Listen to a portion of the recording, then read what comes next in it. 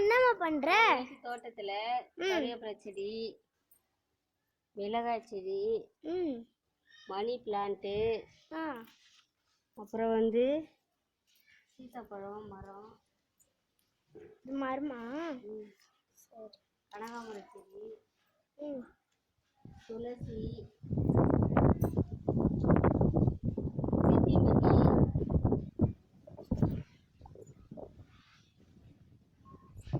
அப்புறம் வந்து கற்பூரவள்ளி செடி. கற்பூரவள்ளி இது வந்து சின்ன பசங்கள்லேருந்து பெரியவங்க வரைக்கும் இந்த கற்பூரவள்ளி வந்து சாப்பிடலாம். ரொம்ப நல்லது. ஏன்னா சளி இருமல் வராது, நோய் எதிர்ப்பு சக்திக்கு ரொம்ப நல்லது, நெஞ்சு எரிச்சலுக்கு வராது. இது இந்த கற்பூரவள்ளி வந்து சாப்பிடலாம். சிலர் வந்து இந்த கற்பூரவள்ளி செடி வந்து பச்சையாக சாப்பிட்றதுக்கு பிடிக்கலனாலும் இது வந்து சின்ன சின்ன இலையாக பறிச்சுட்டு இது மேலே இருக்கிறது மாதிரி இந்த டஸ்ட்டில் தேய்ச்சிட்டு தண்ணியில் வாஷ் பண்ணிவிட்டு பஜ்ஜி மாதிரி போட்டு சூடாக சாப்பிட்டோம்னா இன்னும் ரொம்ப நல்லது. ஏன்னா பச்சை இலையை சாப்பிட்றது வந்து சிலர் வந்து ஒரு மாதிரி வெகிட்டில் மாதிரி இருக்கும்.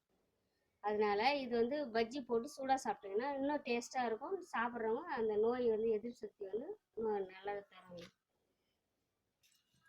Okay okay.